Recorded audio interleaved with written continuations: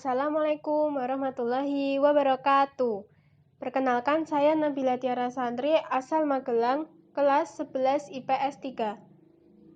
Salam untuk KIF, salam sehangat mentari untuk KIF yang selalu dirindukan.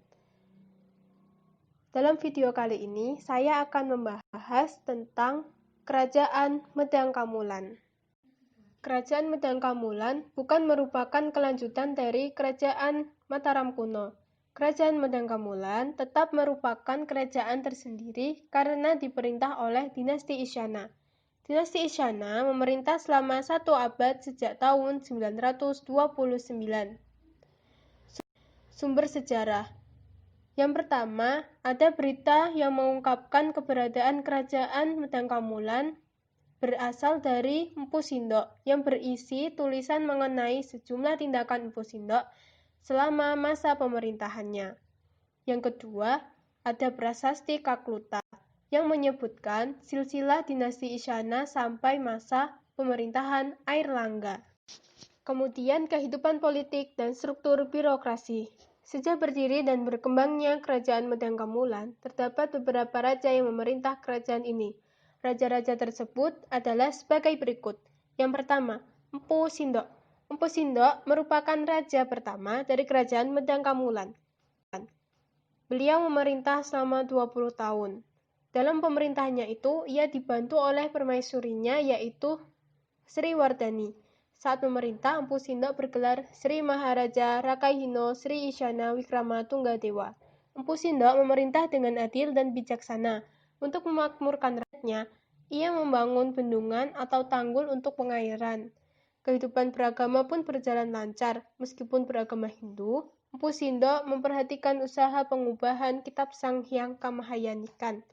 Perhatian itu menunjukkan agama Hindu dan Buddha dapat hidup berdampingan secara damai. Yang kedua, Dharma Wangsa Teguh. Dharma Wangsa Teguh merupakan cucu dari Empu Sindok.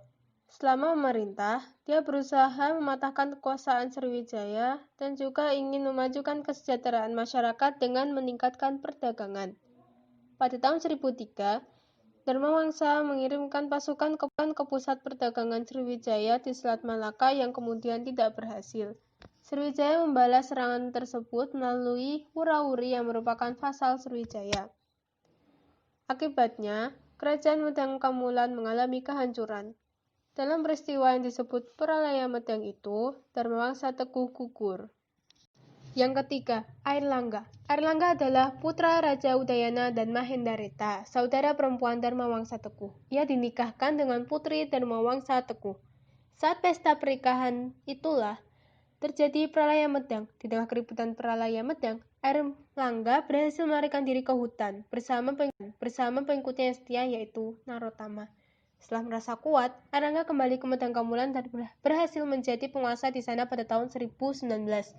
Airlangga berusaha memulihkan kembali kewibawaan Kerajaan Medang Kamulan. Secara berturut-turut, Airlangga kembali menaklukkan raja-raja yang sebelumnya menjadi vasal pada masa pemerintahan Dharma Wangsa Teguh. Itu ada Bisa Prabawa berhasil ditaklukkannya pada tahun 1029. Lalu, di tahun 1030, Raja Wijayawarman dan Wungker berhasil ditaklukkan. Kemudian di tahun 1035, Raja Damapanuda pun juga berhasil ditaklukkannya. Setelah berhasil memulihkan kewibawaan kerajaan tersebut, Airlangga memindahkan pusat pemerintahan dari Medang Kamulan ke Kahuripan. Guna memperbaiki kesejahteraan rakyat, Airlangga melakukan tindakan berikut. Memperbaiki pelabuhan Ujung Galuh yang letaknya di Sungai Brantas, membangun Watu Waringin Sapta untuk mencegah banjir, dan membangun jalan yang menghubungkan daerah pesisir dengan pusat kerajaan. Berkat jerih payah Airlangga, Medang Kamulan mencapai puncak kejayaan dan kemakmuran. Pengalaman hidup dan keberhasilan Airlangga itu secara indah dan simbolik dikisahkan dalam kitab Arjuna Wiwaha yang ditulis oleh Empu Kanwa. Kebijakan Airlangga tampak dari perhatiannya terhadap kaum Brahmana yang menggemblengnya selama pengembaraan di hutan. Ia mendirikan bangunan suci untuk para Brahmana di Pujangan. Menjelang akhir hayatnya, Airlangga memutuskan mundur dari pemerintahan dan menjadi petapa dengan sebutan Resi Gentayu. Airlangga meninggal pada tahun 1040. Kehidupan sosial. Kehidupan sosial masyarakat Kerajaan Medangkamulan sudah cukup teratur. Struktur sosial masyarakat dibedakan berdasarkan pembagian kasta. Masyarakat hidup berdampingan secara damai walaupun mereka berbeda agama. Kehidupan ekonomi. Pemindahan pusat kekuasaan dari Jawa Tengah ke Jawa Timur memiliki arti yang sangat strategis dalam bidang ekonomi. Empu Sindok mendirikan pusat kerajaannya di tepi Sungai Brantas dengan tujuan daerah itu mendirikan pusat pelayaran dan perdagangan di Jawa Timur.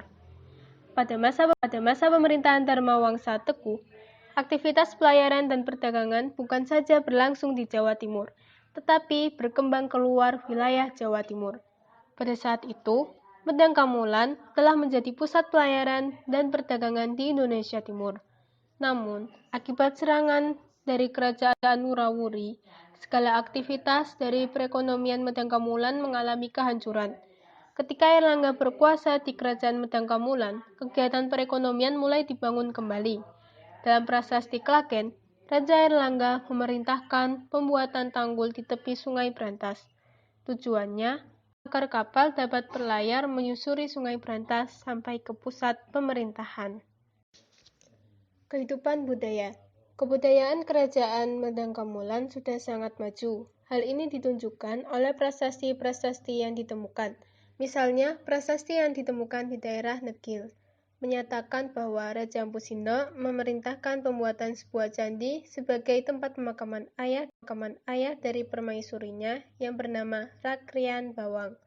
Prasasti Empu Sindok dari Lor atau dekat Nganjuk yang berangkat tahun 939 menyatakan bahwa Raja Empu Sindok memerintahkan pembuatan sebuah candi yang bernama Jaya Marta dan Jaya Stambo atau Tugu Kemenangan di desa Anyok, Lodang. Peninggalan candi lainnya yaitu Kompleks Candi Belan di lereng Gunung Penangguhan. Candi ini merupakan tempat perabuan jenazah Airlangga.